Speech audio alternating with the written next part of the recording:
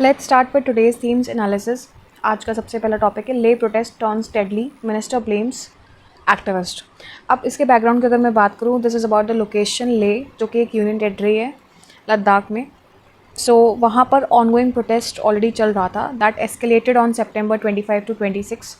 Demand क्या थी? Constitutional safeguards, statehood for Ladakh and inclusion under the 6th schedule, यानी tribal status देने का ये लोग डिमांड कर रहे थे। कॉज ऑफ प्रोटेस्ट क्या था? Hunger strike started by climate activist Sonam Wangchuk on September 10। Protesters sought protection of land, jobs and culture of Ladakhis after Article 370 was abrogated, fear of demographic changes and exploitation of the resources। ये उनको ये fear था। अब events की अगर हम बात करें, protest turn violent, mob destroyed public property, attacked police, around 30 security personnel injured, casualties feared, BJP office and Ladakh Hill Council premises vandalized, police resorted to firing। So government का stand क्या है? That Union Home Ministry blamed Sonam Wangchuk provocative statements, said Government of India has been engaging in lay apex body, that is LAB, and Kargil Democratic Alliance। Wangchuk hunger strike demands already part of a high-powered committee discussions। Political blame game चल ही रहा है। BJP के allegations हैं कि Congress is behind all the protest in Leh and claimed demonstrations led by the Gen Z demographic instigated by the Congress councillor Stanton Sepik। Constitutional context की अगर हम बात करें, सबसे पहले तो यहाँ पर 6th शेड्यूल की बात हो रही है। This provides tribal and cultural safeguards in certain north eastern states like Assam, Meghalaya, Mizoram, Tripura etcetera. Current demand क्या है? Extension of similar protections to Ladakh also, और स्टेटहुड की भी कहीं ना कहीं डिमांड हो रही है। 2019 में जो बाइफर्केशन हुआ था दोनों लद्दाख और लेह लद्दाख का, तो उसमें क्या कहते हैं ये मांग हुई थी। So Ladakh is a union territory without legislature. Relevance for UPSC अगर मैं बात करूं तो सबसे पहला यहाँ पर 6th शेड्यूल बहुत ही इंपॉर्टेंस होल्ड करता है। ट्राइबल से रिलेटेड जो भी चैप्टर्स हैं आपके एम लक्ष्मीकांत में, उससे बिल्कुल अगर मैं शुद्ध हिंदी में बोलूँ तो कंठस्थ कर लीजिएगा, क्योंकि ये जो एरिया ऑफ फोकस है बहुत इंपॉर्टेंट है। और प्रीवियस 2-3 ईयर से ट्राइबल एस्पेक्ट से यूपीएससी एक क्वेश्चन ज़रूर पूछ लेता है, ट्राइबल राइट्स से रिलेटेड। ट्राइबल एरियाज़ जो हैं, जो शेड्यूल ट्राइब में आती हैं, नोटिफिकेशन कौन निकालता है, सिलेक्शन कौन करता है, बिकॉज़ ये भी इम्पॉर्टेंट होता है।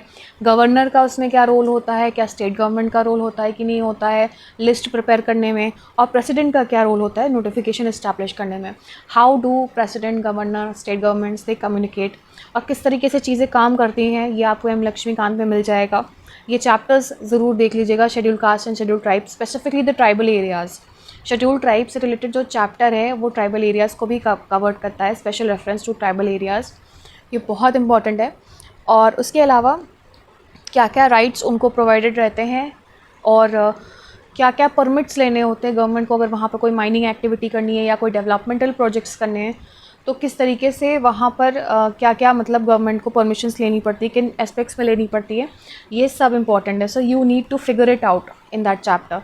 और मैं ये बार बार कह रही हूँ कि शेड्यूल, मैंने अपने प्रीवियस वीडियोज़ में भी कहा है कि शेड्यूल ट्राइब से रिलेटेड जो भी चैप्टर्स हैं आपके, उसमें एम लक्ष्मीकांत में I think there is one chapter related to schedule 6th schedule.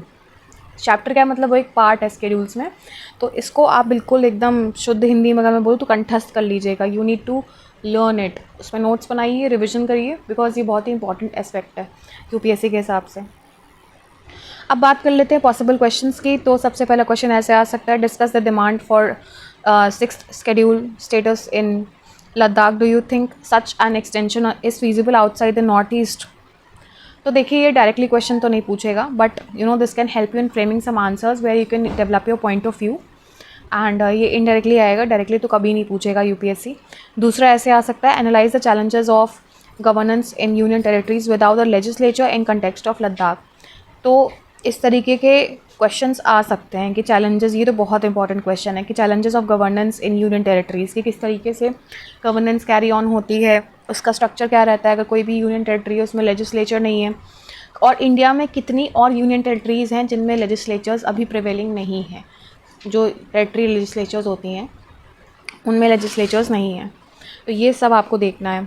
Then तीसरा ऐसे आ सकता है, Ladakh's protest highlight the dilemma between developmental imperatives and ecological cultural preservation discuss. तो कहीं ना कहीं ये लद्दाख को फ्रेम ना करके आपसे इनडायरेक्टली पूछ सकता है कि जो डिलेमा है between developmental imperatives and ecological cultural preservation, उस एस्पेक्ट में आपसे क्वेश्चन आ सकते हैं, पूछ सकते हैं, इनडायरेक्टली पूछ सकते हैं, डिफरेंसेस पूछ सकते हैं, या उसको कंपेयर करने के लिए आप अपने पॉइंट ऑफ व्यू को रिप्रेजेंट करिए। तो इस तरीके से एनालाइज करने को बोल सकता है, डिस्कस करने को बोल सकता है। So that is why it holds a very important aspect for UPSC. Next topic है आपका India's muted voice, its detachment with Palestine.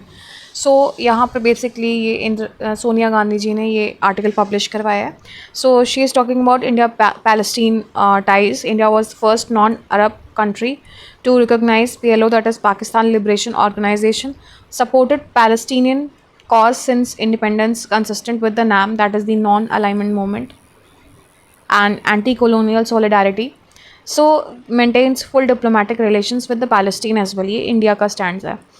And since the 1990s, especially after normalization with Israel 1992, India's position has become more balanced. Key issues क्या हैं जो कि highlighted है इस article में? So she is talking about muted Indian voice, कि usually India ने avoid किया है talking on the strong positions on Israel Palestine conflicts, तो specially the Gaza wars recent escalations. So this contrasts with its earlier strong support to Palestine, UN and multilateral platforms. India votes in favor of Palestine at the UN General Assembly and supports a two-state solution. So, however, it refrains from strongly criticizing Israel's military actions. India's current policy क्या है? De-hyphenation approach that separates ties with Israel and Palestine, relations with Israel, defense technology, agriculture, counterterrorism, and relations with Palestine, humanitarian aid, scholarships, budgetary support, etc. ये relations with different countries बताए गए हैं कि Israel और Palestine से क्या relations हैं। And recent context की अगर हम बात करें तो India has condemned the terror attacks implicitly Hamas but avoided harsh criticism of Israel's action in Gaza. So focused on humanitarian aid instead of political stands.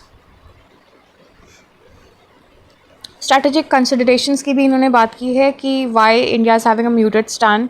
तो सबसे पहले एनर्जी सिक्योरिटी आ जाती है, that we know that we have strong ties with the Gulf states, where we need to avoid antagonizing the Arab world. So defense and technology partnership में भी Israel के साथ है India, and geopolitical alignment with US and Western powers, close partners of Israel. Domestic political factors balancing diverse opinions. What is the risk? Loss of credibility as a historical supporter of anti-colonial struggle and perception of detachment from global South solidarity. अब UPSC के context में अगर मैं बात करूँ possible questions, तो what can be the possible questions? Critically examine India's evolving stance on Israel-Palestine issue. See, this can be directly asked because it is a topic which is related to international relations. दूसरा कैसे आ सकता है? How has India manage to balance its strategic ties with Israel and its traditional support for Palestine. तो इस तरीके के questions जो हैं आ सकते हैं। बैलेंसिंग एक्ट के बारे में पूछ सकते हैं डायरेक्टली, तो सेकंड वाला क्वेश्चन नहीं आएगा, बट बैलेंसिंग एक्ट के तौर पे मतलब पूछ सकते हैं। दैन थर्ड अगर हम बात करें, do you think India's muted stand on Palestine undermines its claim to be the voice of the global south? तो कहीं ना कहीं कंपेरेटिव वे में आपसे क्वेश्चन पूछे जा सकते हैं। नेक्स्ट टॉपिक है just a pinch can reduce an India's salt overload. This is basically about the salt consumption in India and public health concern. So Indians consume almost double the WHO's recommended daily salt intake. WHO की guidelines है कि less than 5 ग्राम per day लेना चाहिए और average Indian intake जो है वो 10 ग्राम पर डे होता है। So health impacts of excess salt, ये हम जानते हैं कि हाइपरटेंशन की प्रॉब्लम हो जाती है, cardiovascular diseases like heart attack, strokes etcetera, and also link to kidney diseases, osteoporosis, stomach cancer etcetera. So this contributes to India's high burden of non-communicable diseases. Current situation in India क्या है? 70% of the global deaths are due to NCDs in India. 28% of deaths are linked to CVDs, that is communicable diseases. Salt intake comes from added while cooking or eating discretionary use, packed and processed foods, snacks, pickles, pappers, etc. Unlike Western countries where processed food is the main source, in India, home cooked food contributes the most. So, government initiatives हैं where India's national multi-sectoral action plan for NCDs.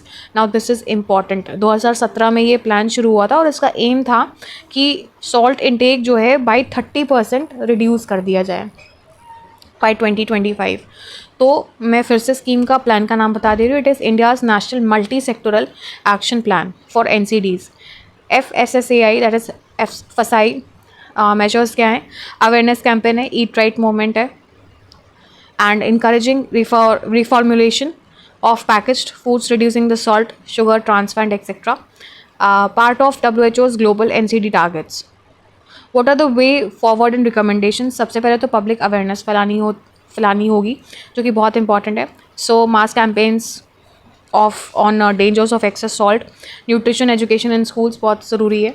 Food industry regulation, mandatory labelling of salt content, gradual reduction of salt in processed food. Community and household interventions की अगर मैं बात करूँ, so use of low sodium salt substitutes like potassium based, training of anganwadi workers and Asha's to spread the awareness. Policy and research की अगर हम बात करें, so national surveys to monitor salt intake, taxation on high salt processed foods, and similar to sugar sweetened drinks in some countries. So what are the possible questions, like health related questions which can come? सबसे पहला ऐसे आ सकता है कि how can India reduce its growing non communicable diseases burden by focusing on dietary interventions. ये तो important है. This is the sole important question इससे मुझे निकल के आ रहा है कि किस तरीके से नॉन कम्युनिकेबल डिजीजेस जो हैं उनका जो बर्डन है इंडिया रिड्यूस कर सकता है. नेक्स्ट टॉपिक है आपका golden feats. Football is a team sport but it allows for individual brilliance. ये बेसिकली आर्टिकल जो है दिस हाईलाइट्स अबाउट द बैलन ड'ओर 2024 to 25 विनर्स जिनके नाम है Ousmane Dembele who is from PSG France and Aitana Bonmati who is from Barcelona, Spain. So Ballon d'Or awarded by France football balances individual brilliance with team achievements. Dembele revived his career at PSG with record of 35 goals, 16 assists and leading to League One, Coupe de France and UEFA Champions League titles. So यहाँ पर ये important होने से ज़्यादा important है कि आप football की हिस्ट्री पे ध्यान रखें. स्पेसिफिकली जो लोग एग्ज़ामिनेशन 2027 में देने का सोच रहे हैं, क्योंकि आप अगर पैटर्न देखोगे तो एक साल छोड़ के UPSC गेम्स पे ज़्यादा पूछ रहा है क्वेश्चन, स्पोर्ट्स सेक्टर पे पूछ रहा है, 2-3 क्वेश्चन आ जा रहे हैं. तो फुटबॉल की हिस्ट्री, गोल्स कितने होते हैं, ठीक है, टीम डिवीज़न कैसे होता है, टीम सिलेक्शन कैसे होता है, ये सब इम्पॉर्टेंट है. नेक्स्ट है आपका mixed signals India must face up to possibility of failure in talks with US. So basically the article discusses the uncertainty trajectory of India-US relations amid the resumed trade and strategic talks. Meetings between Indian leaders and US officials, including the Secretary of State Marco Rubio and EM, that is the External Affairs Minister S. Jaishankar, have emphasized cooperation on defense, energy, pharmaceuticals, and critical minerals. However, US actions revoking India's Chabar sanctions waiver, tightening of the H-1B visa rules, and pressurizing India over the Russian oil imports reflect unpredictability. So, while trade discussions led by Minister Piyush Goyal show promise, contentious issues like the agriculture and GM foods remain. The piece argues that India must engage patiently, yet remain ready to walk away if US ties prove unreliable. So basically they are talking about the mixed signals given by US कि कभी तो they are talking in favor of Indian trade and aspect. They are promising of good trade aspects, good trade partners, but at times sanctions लगा के Russian oil imports पे pressurise करके they are creating a problem for India also. और H-1B visa issues भी जो अभी arise हुए हैं उसको टाइटन करके, उनके नॉर्म्स को टाइटन करके कहीं ना कहीं प्रॉब्लम क्रिएट हो रही है. तो इस पर बात हो रही है. नेक्स्ट आपका टॉपिक है how are courts protecting the personality rights. So if you talk about the basic context of the topic, recent Delhi high courts orders of 2024 protecting the Bollywood actors like Aishwarya Rai Bachchan, Abhishek Bachchan, etc., against the misuse of their voices likeness by AI generated content. So courts are increasingly recognizing the personality rights within the framework of privacy, IP and publicity laws. सो सबसे पहले बात करते हैं कि personality rights है क्या. So rights of individuals over their name, voice, image, likeness, signature, personal traits, et cetera. This is to prevent the misuse for commercial gains or unauthorized AI generation and impersonation or reputation damage. So closely linked to Article 21 जो कि right to privacy को define करता है and dignity also. Legal basis की अगर हम बात करें तो कॉपीराइट एक्ट 1957 का आ जाता है, ट्रेडमार्क एक्ट 1999 का आ जाता है एंड कॉन्स्टिट्यूशनल बेसिस पे आर्टिकल 21 जो कि प्राइवेसी एंड डिग्निटी के लिए इंपॉर्टेंट है. Also judicial precedents expanding the recognition of publicity rights. की जुडिशियल इंटरवेंशंस भी हुई हैं काफ़ी केसेस में जो कि मैंशनड है, which is not very much important. But challenges and concerns की अगर हम बात करें तो there is conflict with the free speech, article 19 clause 1 sub clause A, parody, critic, commentary, etc. Overreach risk, celebrities monopolizing the expressions, stifling creativity, ambiguity in extent of protection. AI challenges भी हैं. Generative AI can replicate celebrity like endlessly, raising enforcement issues, balancing act where protecting individual versus safeguarding public interest and creativity is important. अब in essence की अगर हम बात करें तो Indian courts are basically expanding the recognition of personality rights to protect celebrities from misuse specially via AI, but they must balance this with the constitutional free speech and public interest.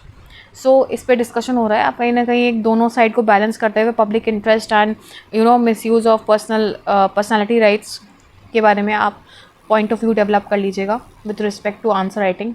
Mains के answer writing के aspect में बात कर रही हूँ. Next topic है आपका global south must work together says S Jaishankar. The article highlights external affairs minister S Jaishankar call for the global south unity during a high-level meeting of 20 like-minded countries on the sidelines of the UNGA, and he stressed that multilateralism is under attack, with international organizations like the UN being rendered ineffective and starved of resources. S. Jaishankar pointed to multiple global shocks like the pandemic, Ukraine and Gaza conflicts, climate change and trade disruptions impacting the food, fertilizer and energy security.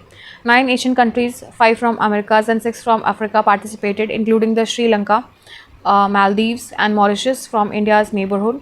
India has previously hosted the Voice of Global South Summit with 125 participants. S. Jaishankar urged for urgent solutions to conflicts affecting the developing world, framing the Global South as natural seekers of multilateral cooperation while no country was named directly. His remarks allude to US disengagement from multilateral institutions. The meeting reinforced India's leadership role within the Global South.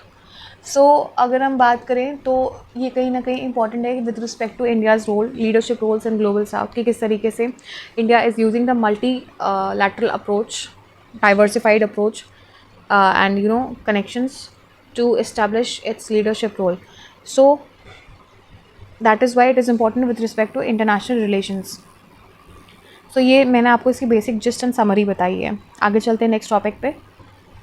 Next topic है आपका about the typhoon Ragasa that makes a landfall in southern China. Typhoon Ragasa made a landfall in southern China on Wednesday after battering Hong Kong and killing at least 15 in Taiwan. Ragasa made landfall along the coast of Hailing Island, Yangon City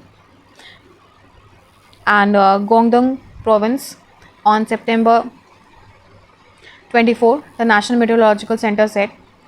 So ferocious winds ripped signs of the building, downing the trees and destroying the fences. Basically typhoon Ragasa important है. ये एक natural event है, ये कल जो कहीं ना कहीं कैलमिटी और हैवॉक लाता है एंड उसके अलावा इसकी जो फंक्शनिंग है with respect to geographical aspect, कैसे टाइफून डेवलप होता है, डिफरेंट कंट्रीज़ में इसके नेम्स क्या हैं, ये सब इम्पॉर्टेंट है. So this is the last topic of the day. Will AI fix India's energy demand और will its own needs be snowball? तो AI एंड डेटा सेंटर्स की बात की गई that they are the global electricity, they are driving the global electricity demand and India is no exception to it.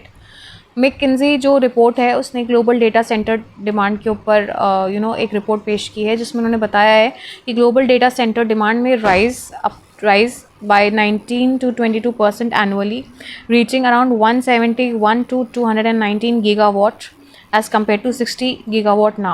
So India's data center demand projected to grow from 1.2 gigawatt in 2022 to 5 gigawatt in 2030, consuming around 70 TWh extra electricity.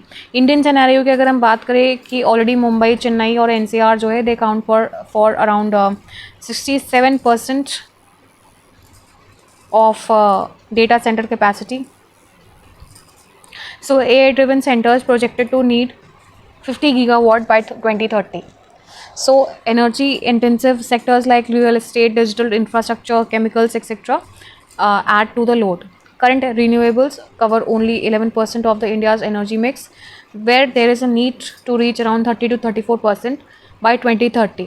What are the opportunities with AI, which they have told कि AI can forecast and optimize the renewable energy use, integrate solar, wind and battery grids. AI enables demand management, energy efficiency and reduce emissions. AI also improves smart lighting appliances and green building design. Challenges क्या हैं? That meeting huge demand from renewables alone is impractical. Quality and quantity gaps भी हैं. Cyber security risk है for AI management grids, and balancing AI's rising own consumption with its potential efficiency gains. Way forward क्या बताया गया है इसमें? That expand renewables plus storage systems, use AI for grid optimization, smart meters efficiency in distribution, and integrate AI into India's national energy efficiency and smart grid mission. So that's all for the day. Here I end my analysis. Thank you and have a nice day. I request you to like, subscribe and share my channel.